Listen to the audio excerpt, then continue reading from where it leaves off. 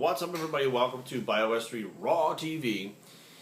Today we're going to talk about body fat testing. I'm going to show you guys what I consider to be the only 100% accurate way to test your body fat and to be able to track actual body fat as you're dieting down. Okay?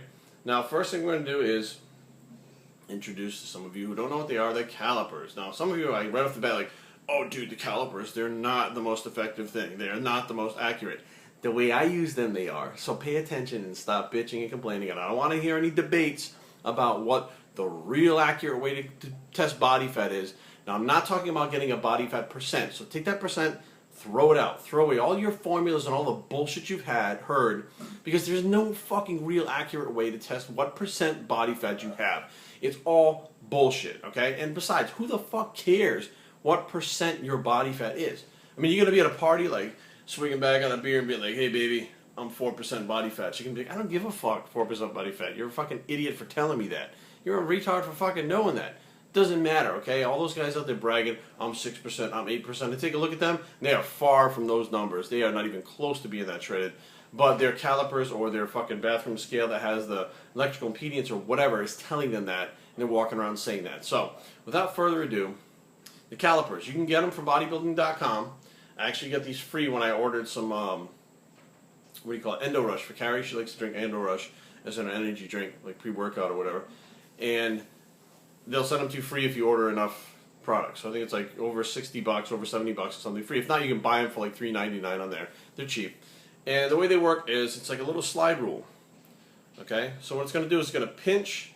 This is for people who don't know. I mean, many of you know this already. It's going to pinch the skin folds.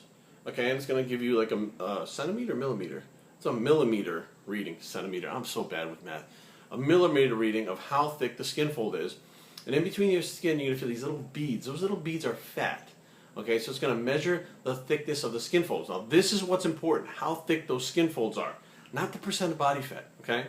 Now you can take as many positions as you want. You can take pec, shoulder, bicep, tricep, iliac, subscapula, thigh, calf. You can take as many as you want. It doesn't fucking matter. Whatever you want to do. My advice is to go where you normally store the most amount of fat and take the reading there, okay?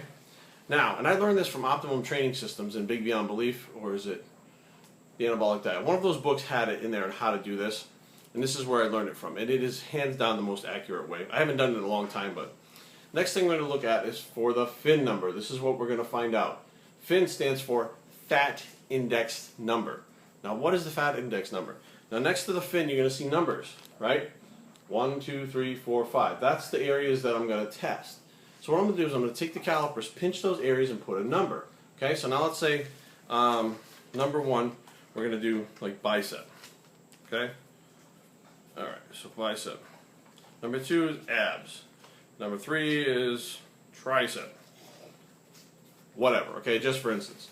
So now we got, I'm writing with a Sharpie and it's shitty, but bicep, abs, and tricep, okay? So now what we're going to do is we're going to take the calipers, and what you're going to do is you grab the skin. You can see the skin fold. Hang on, you see the skin fold. You're going to grab the skin and take a reading. Okay, now I have 2, 4, 6, 8, 10. 2 millimeters is the reading on that skin fold. Okay? So now next to the bicep, I put the number 2. Now, I'm not going to do all these points because you guys get the general idea. Now what we'll do is we'll take an ab reading. So we'll take skin fold. That's Bruno flipping his bowl around in the kitchen because he's out of food. If you look down there, again, you're going to see 2 millimeters of skin fold on the lower abs. Okay, so 2.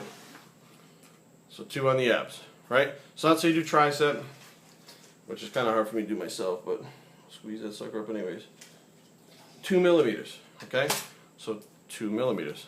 You guys heard that bowl flip, right, Bruno? I'll get you food in 1 second, buddy, as soon as I'm done doing this. I know, food, yeah, that's a big thing to do, food. Me too, buddy.